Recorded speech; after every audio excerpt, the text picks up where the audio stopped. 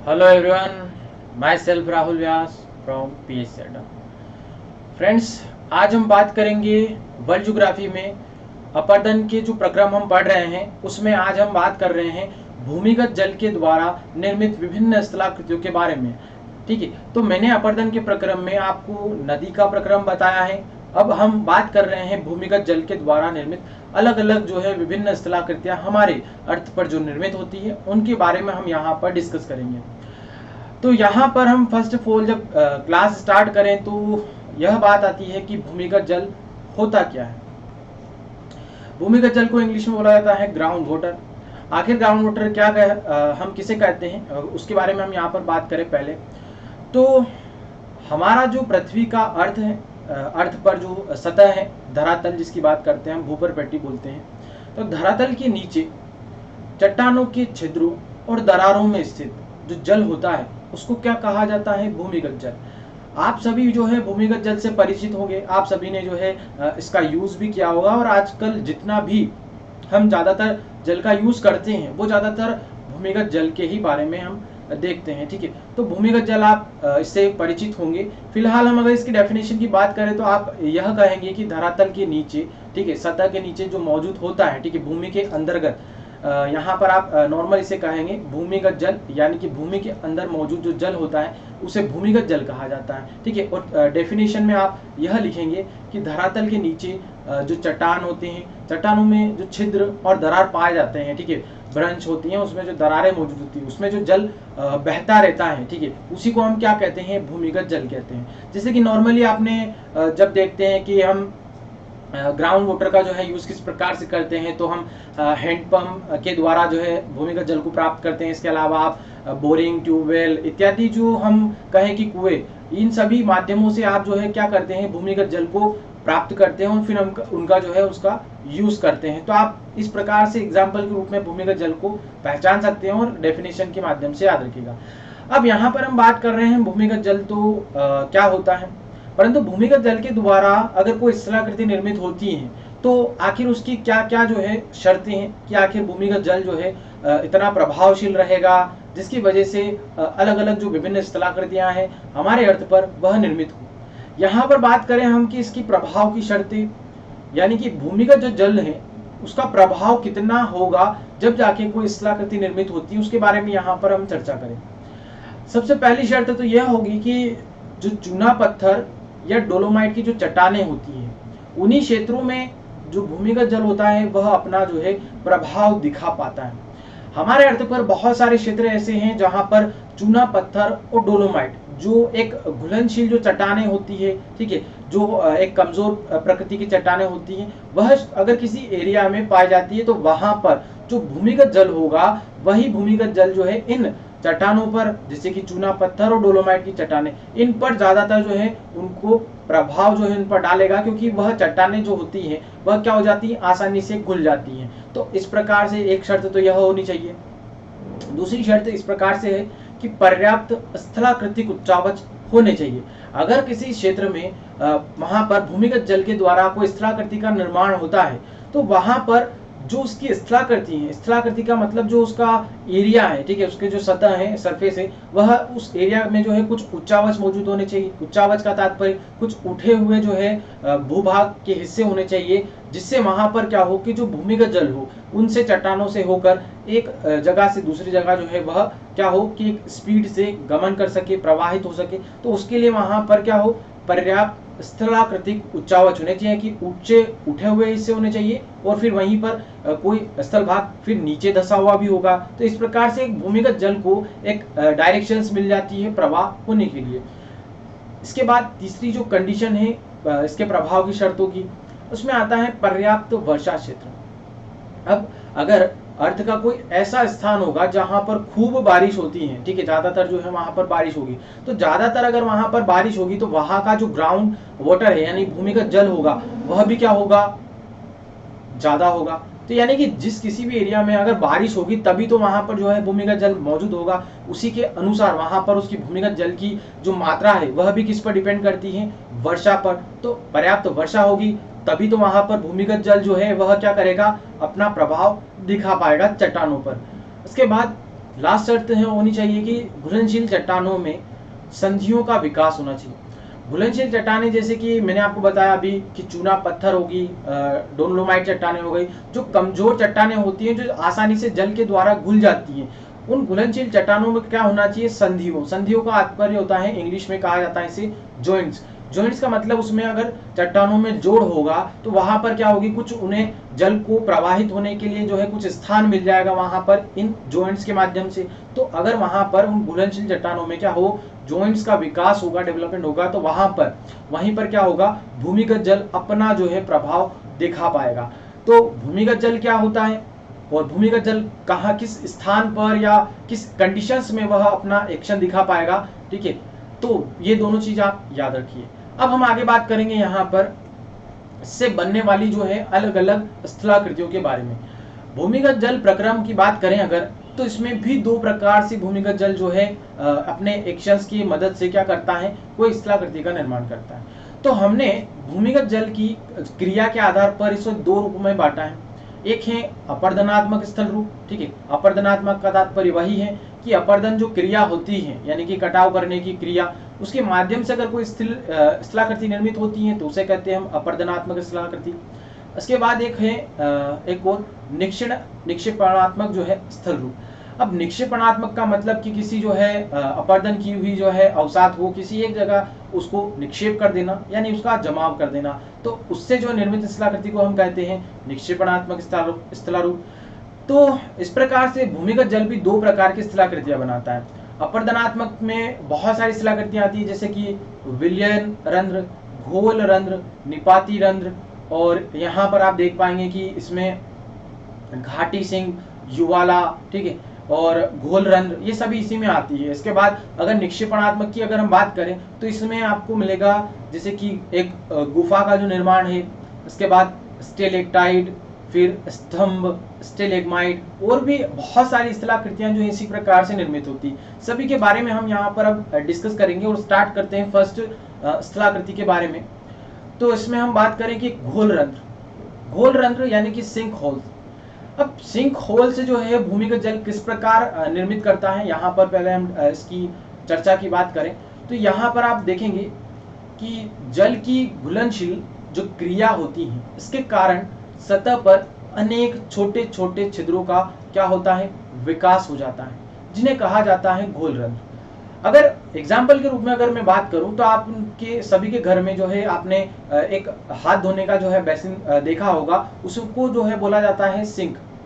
अब उसका जो छिद्र होता है उसी को क्या कहा जाता है, सिंक होल्स, ठीक है। तो इसी प्रकार का कोई आकार जब हमारे अर्थ पर किसी घुलनशील क्रिया के माध्यम से, ठीक है, किसी स्थान पर जहां पर चट्टानें क्या हो जाती हैं, घुल जाती हैं, तो वहां पर भूमिगत जल की जो क्रिया है घोलने की, जिसे हम कहते हैं संक्षारण की प्रोसेस या घोलन क्रिया की प्रोसेस, इसके माध्यम से क्या होता है कि वहां पर अगर कोई छोटे छोटे प्रकार के जो छिद्र हैं उनका अगर यहाँ पर विकास हो जाता, नॉर्मली हम इसे जो है गड्ढे का रूप कहते हैं, तो अगर वहां पर अगर गड्ढे बन जाते हैं छोटे छोटे तो उन्हें ही हम क्या कहेंगे, घोल रंध्र कहते हैं, याद रखिएगा।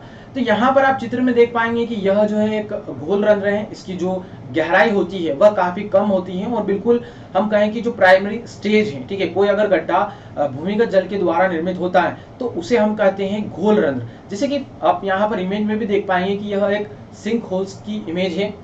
यहाँ पर अगर भूमि जो है, ठीक है, भूमि पर अगर चट्टानों को जो है क्या कर देती है, जो भूमिगत जल है वह क्या कर देती है, चट्टानों को गोल करे गड्ढा कर देती है, तो उसे हम कहते हैं घोल रंध्र। नेक्स्ट स्थलाकृति की बात करें यहाँ पर, नेक्स्ट आकृति की, तो आता है इसमें विलयन रंध्र। और विलयन रंध्र क्या होता है, इसी इमेज में आप देखेंगे यहाँ पर पास में ये घोल रंध्र मैंने आपको बताया, इसी में आपको यहाँ पर भी मिलेगा विलयन रंध्र, ठीक है। तो विलयन रंध्र क्या होता है कि कोई भी घोल रंध्र अगर बहुत ज्यादा क्या हो जाता है, गहरा, तो गहरे घोल रंध्र को ही क्या कहा जाता है, विलयन रंध्र कहा जाता है। अब जैसे कि यहाँ पर जो छोटे छोटे छिद्र थे जिनका निर्माण भूमिगत जल के द्वारा हुआ उसे हमने कहा घोल रंध्र। इसकी जो गहराई होती है घोल रंध्र की वह काफी कम होती है। जब इसी का क्या हो जाता है, आकार बढ़ जाता है, उसी को हम कहते हैं विलयन रंध्र। जैसे कि यहाँ पर आप इस इमेज में देख पाएंगे कि पहले जो है भूमिगत जल के द्वारा क्या बनाया गया, घोल रंध्र बनाया गया, एक गड्ढा की आकृति बनाएगी जिसकी गहराई क्या हुई, कम है। अब उसी के बाद जो है उसी को काफी जो है गहरा कर दिया गया, क्या कि भूमिगत जल ने वहां पर फिर से जो है उसी पर एक क्रिया जो है करती गई बार बार जो है कई वर्षों तक। जब यह क्रिया और होती है तो वह क्या हो जाता है कि जो घोल रंध्र है वह क्या हो जाता है, काफी बड़ा हो जाता है। ठीक है, तो गोल रंध्र से जो बड़े आकार का और गहरा होता है, ठीक है, गहराई को याद रखिएगा, गहराई के आधार पर जो है इसको हम कहते हैं विलयन रंध्र। ठीक है, एक तो आकार उसका बढ़ जाता है और उसकी जो गहराई है वह भी क्या हो, घोल रंध्र से बड़ी हो, तो उसे हम कहेंगे विलयन रंध्र। अब नेक्स्ट स्थलाकृति होती है कि डोलाइन। डोलाइन जो है क्या होता है कि यहाँ पर मैं बात करूं कि ये आपको मैंने विलयन रंध्र बताया, इसके बाद आपको मिलेगा यहाँ पर ये है डोलाइन। ठीक है, तो ये डोलाइन की आकृति है। अब इसी को हम अगर डेफिनेशन में देखें तो विस्तृत आकार वाले छिद्रों को क्या कहा जाता है, डोलाइन कहा जाता है, जो कई घोल रंध्रों के मिलने से बनता है। जैसे कि मैंने आपको बताया कि जब घोल रंध्र की आकृति बढ़ जाती है तो वहां पर विलयन जो है रंध्र बन जाता है। जब विलयन रंध्र की जो है आकृति बढ़ जाती है, उसका आकार और गहराई दोनों जो है बढ़ जाती है और एक बड़े गड्ढे का रूप वहां पर क्रिएट हो जाता है, उसी को हम क्या कहेंगे, डोलाइन कहेंगे। जैसे कि फिर इसी आकृति में आप देखेंगे कि जो विलयन रंध्र का निर्माण भूमिगत जल ने किया था, उसकी गहराई को और आकार को जब वापस से भूमिगत जल क्या कर दे, और बड़ा जो है कोई आकार का गड्ढा बना दे, गहराई का और आकार में बड़ा जो है कोई गड्ढा बना दे, तो उसे ही हम क्या कहते हैं, डोलायन कहते हैं। अब हम आगे एक और आकृति देखें तो आती है युवाला। अब यहाँ पर फिर आपस इसी इमेज में आप देख पाएंगे कि युवाला जो आकृति है आपको यहाँ पर मिलेगी। जब डोलाइन की जो आकृति है अगर वह इस प्रकार से कोई बड़ा आकार और एक और इसका जो है विस्तृत रूप ले ले, ठीक है, तो उसे हम कहेंगे युवाला स्थलाकृति। युवाला की बात करें तो जब किसी गड्ढे पर या फिर हम कहें किसी चट्टान पर भूमिगत जल होता है, वह निरंतर क्या कर रहे, घोलीकरण की प्रोसेस, यानी उसको जो है चट्टानों को घोलती रहे, तो उसके फलस्वरूप क्या होता है कि कई डोलायन, ठीक है, एक वृहदाकार गर्त का निर्माण कर देते हैं, तब उसे हम कहेंगे युवाला। जैसे कि वापस हम इसी इमेज में देखें तो यहाँ पर बहुत सारे जो है एक ही किसी एरिया में उसने जो है बहुत सारे गड्ढों का जो है निर्माण कर दिया, ठीक है, भूमिगत जल के द्वारा, जिसे हम कहते हैं डोलायन। ठीक है, बड़े बड़े जब डोलायनों का निर्माण किसी एक एरिया में कर दिया और सभी जो है गड्ढे मिलकर एक बड़ा जो है गड्ढा बना देते हैं, तो उसे ही हम क्या कहते हैं, युवाला आकृति कहते हैं। तो इस प्रकार से भूमिगत जल छोटे गड्ढे से लगाकर बड़े जो है यहाँ पर हम बात करें, ठीक है, बड़े जो है सिंक होल्स की, तो उसका जब आकार धीरे धीरे बढ़ जाता है तो उसके अलग अलग जो है नामों से उसकी स्थलाकृति हमें देखने को मिलती है। इसके बाद एक और बचता है यहाँ पर कि एक और आकृति आती है भूमिगत जल के द्वारा निर्मित पोलजे। अब पोलजे इसी आकृति में आप इसी इमेज में देखेंगे यहाँ पर कि यहाँ मिलेगा आपको पोलजे। ये आकृति जो है यह काफी बड़ी आपको दिखेगी यहाँ पर पोलजे। ठीक है, तो हमारे स्थल भाग पर जो कोई भी अगर गड्ढे का बहुत बड़ा जो है भाग अगर भूमिगत जल के द्वारा उस स्थलाकृति का निर्माण किया गया है, ठीक है, बहुत ही बड़े एरिया में आपको ये मिलेगी, तो उसे हम कहते हैं पोलजे। ठीक है, इसकी डेफिनेशन की अगर हम बात करें तो यहाँ पर आप कहेंगे कि कई युवाला के मिलने से अत्यंत गहरी खाइयों का निर्माण होता है। इन विस्तृत खाइयों को ही क्या कहा जाता है, पोलजे या राजकुंड। तो यहाँ पर आप इस इमेज में देखेंगे कि हमारे विश्व का जो सबसे प्रसिद्ध है पोलजे, ठीक है, वह कौन सा है, पश्चिमी बाल्कन क्षेत्र जो आपको मिलेगा यूरोप में स्थित लिवनोपोलजे है। ठीक है, तो लिवनोपोलजे क्या होता है कि इन सभी आकृतियों में, ठीक है, सबसे बड़ा जो गड्ढा होता है, एक काफी गहरा गड्ढा जिसे हम कहें, तो वह आकृति को हम कहेंगे भूमिगत जल के द्वारा निर्मित पोलजे आकृति। और इसका जो बेस्ट एग्जांपल है वह क्या है, विश्व का सबसे बड़ा पोलजे जो आपको मिलेगा लिवनोपोलजे। यह कहां पर है, पश्चिमी बाल्कन क्षेत्र यूरोप में। इस इमेज में आप देख पाएंगे ये है हमारा महान भारत, इसके वेस्ट में आप देखेंगे ये है अफ्रीका कॉन्टिनेंटल। ठीक है, तो इसके नॉर्थ में जब आप जाएंगे तो इस वाले रीजन में, ठीक है, ये है रशिया, इसके वेस्ट वाले हिस्से में, और यहाँ पर मिलेंगे आपको कुछ कंट्रीज। ठीक है, तो इसी कंट्रीज को यहाँ पर कहा जाता है बाल्कन कंट्रीज, और इन बाल्कन कंट्रीज में भी आपको ये एरिया जो है आपको यूरोप में मिलेगा। यहाँ पर कुछ कंट्रीज आपको मैं बता देता हूँ।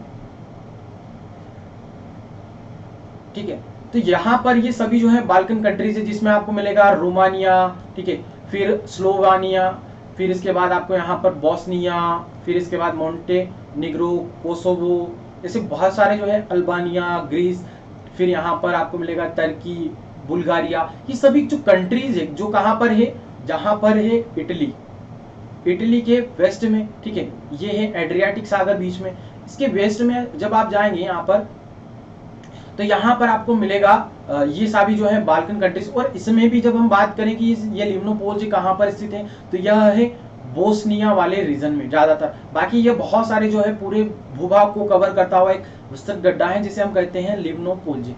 अब यहाँ पर अगर मैं बात करूँ नॉर्मल की स्थलाकृति जो है, ठीक है, यहाँ पर हम इसको एक याद करने के फॉर्म में देख लेते हैं क्रमवार रूप में। सबसे पहले हमने बात किया जो बहुत ही कम गहराई का गड्ढा है उसे किस प्रकार की जो स्थलाकृति जो है निर्मित हुई है, भूमिगत जल के फलस्वरूप घोल रंध्र पहले निर्माण होता है उसका, फिर उसके बाद जो है बनता है विलियन रंध्र, फिर इसके बाद जो है आकृति का निर्माण होता है डोलाइन, फिर इसके बाद युवाला जो है आकृति का निर्माण जो है भूमिगत जल के द्वारा किया जाता है, फिर इसके बाद जो है लास्ट और सबसे बड़ा जो विस्तृत गड्ढा है वह है पोलजे। तो इस प्रकार आप जो है इस श्रेणी में आप याद रखिएगा कि किस प्रकार से विस्तृत जो गड्ढों को अलग अलग आकार में जब भूमिगत जल जो है क्रिएट करता है तो वहां पर हम इनको अलग अलग नामों से पुकारते हैं। अब हम आगे नेक्स्ट जो है स्थलाकृति की बात करें यहाँ पर, तो इसमें आती है लेपिज। भूमिगत जल के द्वारा बनने वाली जो है लेपिज स्थलाकृति भी है। इस लेपिज स्थलाकृति के बारे में चर्चा करें तो यह किस प्रकार से निर्मित होती है, जब घुलनशील क्रिया के फलस्वरूप, ठीक है, घुलनशील क्रिया अत्यधिक जो है कौन करता है, तो भूमिगत जल करता है। ऊपरी सतह जो होती है चट्टान की वह क्या हो जाए, अत्यधिक उबड़ खाबड़ तथा पतली शिखरिकाओं वाली हो जाती है, तो इस स्थलाकृति को कहते हैं अवकुट या लेपिज। अब यहाँ पर आप इसी डेफिनेशन को इस इमेज में समझिएगा, ठीक है। चट्टानों पर क्या हो रहा है, घुलनशील क्रिया जो है भूमिगत जल कर रहा है, क्योंकि जो चट्टानें घुल सकती है उन पर ही जो है यहाँ पर भूमिगत जल क्या करता है, प्रभाव दिखाता है। तो वहां पर घुलनशील क्रिया के फलस्वरूप क्या हो जाए, जो चट्टान होती है, ठीक है, चट्टानें होती हैं, तो चट्टानों पर क्या हो जाए कि उसका जो एरिया है, ठीक है, क्षेत्र जो है चट्टान वाला हिस्सा, यह क्या हो जाए, उबड़ खाबड़ हो जाए। यहाँ पर आप देख पाएंगे उबड़ खाबड़ हो जाए। और शिखरिकाओं का तात्पर्य क्या होता है कि बिल्कुल एक जो चट्टान की स्थिति है, ठीक है, वहां पर चट्टानें इस प्रकार से बिल्कुल एक शिखर के रूप में, पतले पतले शिखरों के रूप में, यहाँ पर शिखरिकाओं के रूप में इसकी जो स्थलाकृति है वह क्या हो जाए, यहाँ पर बन जाए। तो इस प्रकार से जब कोई अगर आकृति निर्मित होती है भूमिगत जल के द्वारा, जहां पर जो चट्टान है वह क्या हो जाती हैं, उबड़ खाबड़ हो जाती हैं और पतली पतली शिखरिकाओं वाली वह हो जाती हैं, तो उसे ही हम क्या कहते हैं, लेपिज कहते हैं। अब नेक्स्ट हम स्थलाकृति की बात करें यहाँ पर, तो आती है मोस्ट इंपोर्टेंट गुफा। अब गुफा का निर्माण जो है किस प्रकार से होता है, यहाँ पर हम बात करें तो जो भूमिगत जल है यह क्या करता है, अपर्दन करता है। अपर्दन के द्वारा जो निर्मित स्थलाकृतियों में सबसे महत्वपूर्ण स्थलाकृति है गुफा या कंदरा, ठीक है। तो कंदरा जो स्थलाकृति है इसका निर्माण यहाँ पर भूमिगत जल करता है। इनका निर्माण जो है किस प्रकार से होता है, तो घुलनशील क्रिया तो होती ही होती है, ठीक है, चट्टानें घुलती है। इसमें अपघर्षण के द्वारा भी जो है यहाँ पर क्या होता है, स्थलाकृति का निर्माण होता है। अपघर्षण का तात्पर्य क्या होता है, मैंने आपको बता रखा है। अपघर्षण का मीनिंग यह होता है कि जब जो जल में मौजूद अवसाद होते हैं, बड़े बड़े कंकड़ पत्थर, उनके माध्यम से जब जो है वह क्या करते हैं, किसी अन्य चट्टान का शरण करते हैं, ठीक है। तो अन्य चट्टान का जब अपर्दन अवसाद के कणों के माध्यम से किया जाता है तो उसी क्रिया को हम कहते हैं अपघर्षण। तो इस का जो निर्माण है कंदरा का, वह दोनों ही क्रिया के माध्यम से होता है। ज्यादातर जो भूमिगत जल में क्रिया होती है वह क्या होती है, एक तो घुलनशील की क्रिया होती है और अपघर्षण की क्रिया होती है, और इसी के माध्यम से यह सभी जो है अपर्दन की क्रिया करते हैं। अब कंदराएं जो है वह ऊपरी सतह से नीचे एक रिक्त स्थान के रूप में होती है। इसके अंदर जो है क्या होता है, निरंतर जल प्रवाह होता रहता है। इस सभी जो है क्रिया को आप यहाँ पर इस चित्र में समझेंगे। यहाँ है यह सभी क्या है, एक चूना पत्थर चट्टानें हैं जो घुल सकती हैं, ठीक है। अब घुलनशील चट्टानों में क्या होता है, यह पूरी जो है एक घुलनशील चट्टान है जो बिल्कुल पूरी तरीके से पैक है। अब जब यहाँ पर मान लेते हैं कि यहाँ से एक नदी आ रही है और नदी क्या कर रही है, इस चट्टान को जो है क्या कर रही है, घोल रही है। घोल करने के फलस्वरूप क्या करती है कि यहाँ पर एक क्षेत्र बना देती है। अब छिद्र करके यहाँ पर क्या करती हैं, भूमिगत जल जो है वह प्रवेश कर जाता है। और आंतरिक रूप से भी क्या होते हैं कि यहाँ पर मान लेते हैं कि अंदर भी जो है अगर कोई जल प्रवाहित हो रहा है तो वह भी इसी प्रकार से अंदर भी क्या करती है, चट्टानों को घोलती है। तो यहाँ पर जब इस प्रकार से भूमिगत जल चट्टानों का क्या करता है, शरण करता है, घुलन उसका करते रहता है, तो यहाँ पर एक अंदर एक गुफा का निर्माण हो जाता है। गुफा का मतलब यहाँ पर एक बड़ा ही आकार का जो है चट्टानों को घुलने के फलस्वरूप यहाँ पर हमें जो है बीच में जगह मिलती है जिसे हम कहते हैं गुफा। ठीक है, तो यहाँ पर एक गुफा का निर्माण इस प्रकार से चट्टानों को घोल घोल कर जो है यहाँ पर एक कंदरा का निर्माण कर देती है जिसे हम कहते हैं गुफा। ठीक है, तो इसमें फिर जो है जल प्रवाहित होता रहता है एक स्थान से दूसरे स्थान जो है, यह यहाँ से अगर प्रवाहित हो रहा है तो यह पूरा जो है जल भूमिगत जल एक स्थान से दूसरे स्थान तक जो है प्रवाहित होता रहता है और इसमें इसी प्रकार से यह जल कार्य करता रहता है। अब यहाँ पर आपको दो चीजें और मिलेगी, एक है स्टेलेक्टाइट और दूसरा है स्टेलेग्माइट। अब गुफा का निर्माण तो क्या किया कि भूमिगत जल ने जो अंदर हमारी सतह के सरफेस के अंदर बह रहा है उसने चट्टानों को घोल दिया और एक बड़ा जो है स्थान हमें कंदरा के रूप में, गुफा के रूप में दे दिया। ठीक है, तो यहाँ पर जो स्टेलेक्टाइट की बात करें सबसे पहले, तो स्टेलेक्टाइट क्या होता है कि स्टेलेक्टाइट जो है यह कंदराओं में जल के टपकने से कंदरा की छत के सहारे चूने का जमाव लटकता रहता है जिसे हम कहते हैं स्टेलेक्टाइट। अब यहाँ पर इसी इमेज में आप देखेंगे ये जो चट्टानें हैं वह क्या है, एक हम मान लेते हैं कि ये चूना जो है प्रधान चट्टान है जो चूने से मिलकर बनी है। तो यहाँ पर क्या होता है कि जब भूमिगत जल इस पर क्रिया करता है तो ये क्या हो जाती है, चट्टानें गल जाती है। अब गलने के फलस्वरूप यह क्या हो जाता है कि यहाँ से इसका जो छत है, ठीक है, जो गुफा वाला एरिया है, गुफा में जो छत वाला एरिया होता है, ठीक है, यहाँ जो है क्या छत से जो घुलने के फलस्वरूप जो चट्टानें हैं, ठीक है, वहां से क्या होता है जो चूने का जमा हो जाता है। जब चूने की बूंदे धीरे धीरे जो है वहां पर टपकने लग जाती है और फिर वापस क्या हो जाती है कि चूने एक के साथ एक जो है वह चिपक जाते हैं, तो वहां पर चूने का जमा हो जाता है, तो वहां पर एक आकृति का निर्माण हो जाता है। ठीक है, इस प्रकार से जिसे आप जो बर्फ की बड़ी बड़ी जो है इस प्रकार से आप देखते हैं। ठीक है, तो बर्फ की जब इस प्रकार से सिल्लियां लटकती हुई जो हम कहें बात कि बर्फ की आकृतियां भी इस प्रकार से आपको लटकती हुई दिखती हैं जहां पर काफी ज्यादा जो है ठंडे प्रदेश होते हैं। तो इसी प्रकार से जब चूना प्रदेश जहां पर इस प्रकार से कोई गुफा का निर्माण हो जाता है तो वहां पर जब चूने के जमाव के फलस्वरूप इस प्रकार की कोई लटकती हुई आकृति का निर्माण हो जाता है तो उसे ही हम क्या कहते हैं, स्टेलेक्टाइट कहते हैं। अब जो स्टेलेग्माइट है यह क्या है, तो इसके बारे में भी हम देख लेते हैं। अब कंदरा के फर्श पर क्या होता है, चूने के जमाव से निर्मित जो स्तंभ होता है उसे हम कहते हैं स्टेलेग्माइट। अब इसी में इस गुफा में भी क्या हो रहा है कि चूना जो है वह क्या कर रहा है, घुल रहा है भूमिगत जल के घुलन के फलस्वरूप। तो यहाँ पर जब टपक टपक कर चूना जो है क्या हो जाता है, नीचे जो है जमा हो जाता है, तो वह एक प्रकार से इस प्रकार से जो है जमा होकर क्या ले लेता है, एक शिलाखंड की जो है आकृति निर्मित कर लेता है। ठीक है, तो जो नीचे फर्श के सतह पर जो बनता है आकृति उसे हम क्या कहते हैं, स्तंभ को स्टेलेग्माइट कहते हैं, और जो छत पर बनता है, ठीक है, स्तंभ, उसे हम कहते हैं स्टेलेग्माइट। अब दोनों ही जब स्टेलेक्टाइट और स्टेलेग्माइट दोनों ही क्या हो जाते हैं, जुड़ जाते हैं, तो यहाँ पर एक और आकृति का निर्माण होता है जिसे हम कहते हैं स्तंभ। इसमें यहाँ पर आप देख पाएंगे कि जो नीचे वाली सतह पर स्टेलेग्माइट था और ऊपर वाली सतह पर जो स्टेलेक्टाइट था, ये दोनों क्या हो गए, किसी समय जो है एक दूसरे से जुड़ गए, तो यहाँ पर पूरा जो है एक आकृति बन गई जिसे हम कहेंगे गुफा में निर्मित स्तंभ। ठीक है, तो इसे ही हम यहाँ पर क्या कहते हैं, स्तंभ भी कहते हैं। अब यहाँ पर एक और आकृति देख लीजिए आप कि गुफा मुख, जहां पर यहाँ पर जब जल जो है इससे आगे प्रवाहित होता है, ठीक है, आगे जो निकल जाता है, या फिर यहाँ से भी अगर जल प्रवाहित हो रहा है इस डायरेक्शन में, तो इसे ही हम क्या कहते हैं, गुफा मुख कहते हैं। ठीक है, जहां पर इसका मुंह वाला एरिया होता है उसे हम गुफा मुख कहते हैं। अब हम आगे बढ़ेंगे फ्रेंड्स, यहाँ पर नेक्स्ट आकृति की बात करें, अंधी घाटी।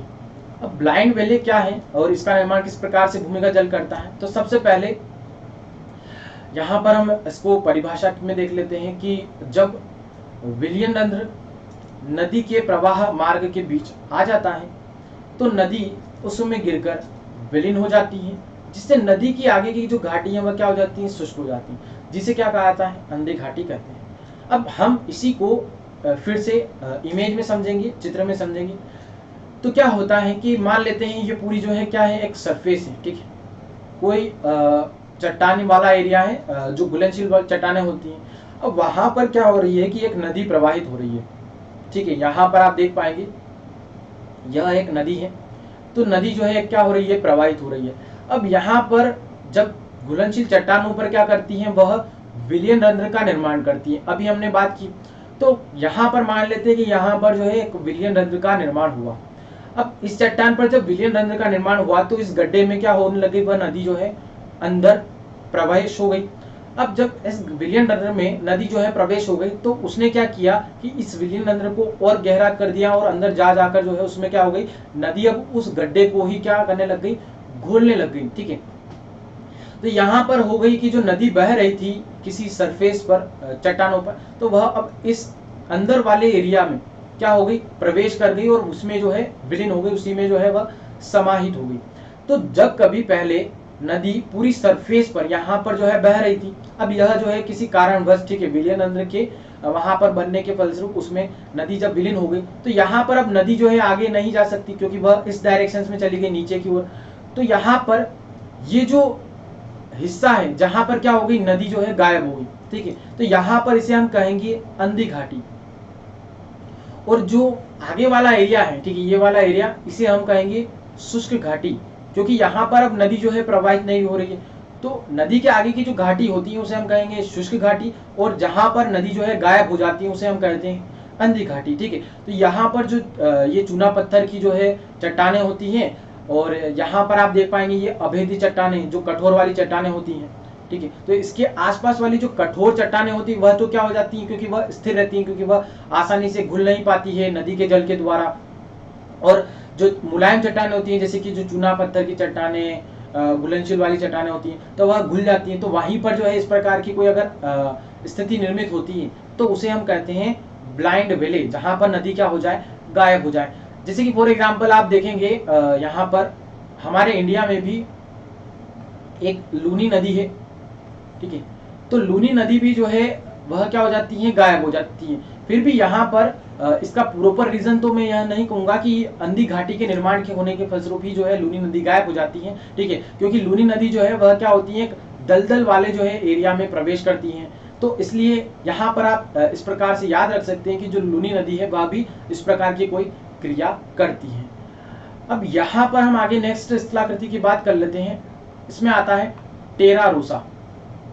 अब टेरा रोसा क्या है, यहाँ पर समझ लेते हैं पहले कि जब वर्षा जल विलयन क्रिया द्वारा चट्टानों के कुछ अंशों को घुलाकर भूमि के अंदर प्रवेश करता है तो सतह के ऊपर मिट्टी की एक पतली परत का विकास हो जाता है। यहाँ पर क्या कहना चाहते हैं हम समझिएगा।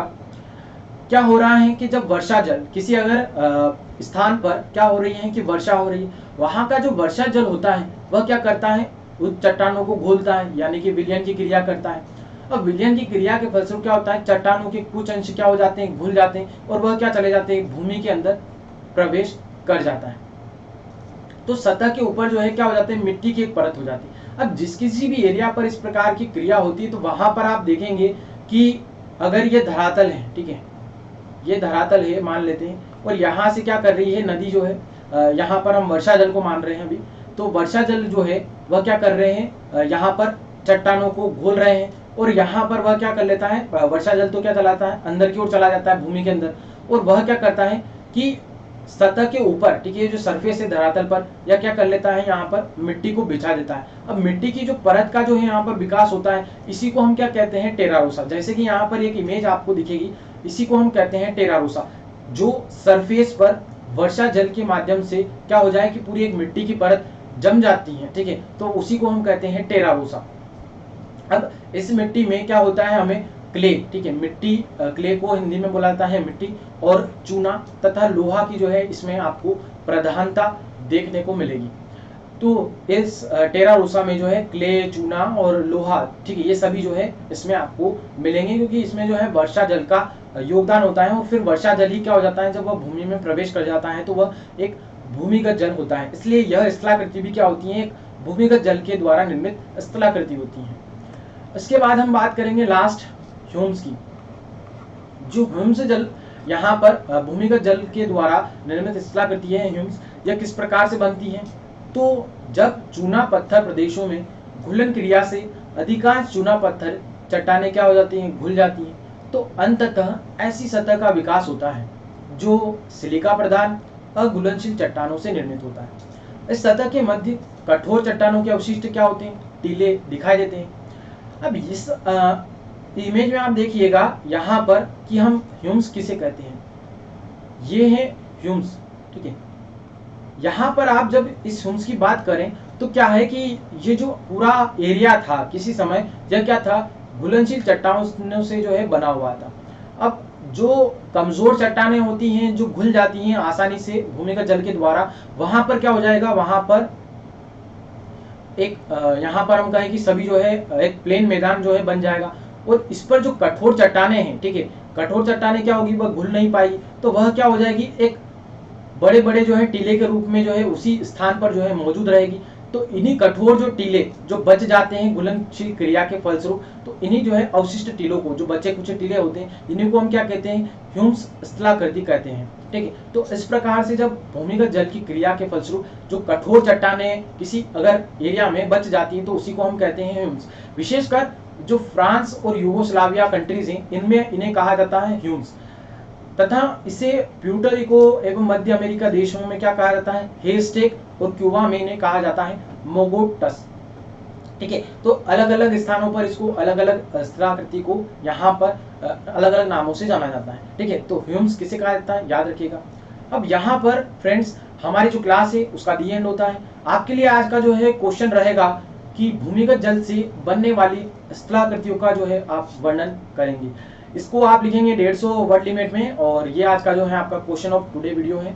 तो फ्रेंड्स यहीं पर हमारी जो है आज की क्लास समाप्त होती है, और आप हमारे चैनल पेसर टेलीग्राम को ज्वाइन करना ना भूलें, और हमारी ज़्यादा जानकारी के लिए आप peacesetter.com को साइट को विजिट कर सकते हैं। और यहीं पर मैं अपनी वाणी को विराम देते हुए आप सभी से अलविदा कहता हूं, और धन्यवाद।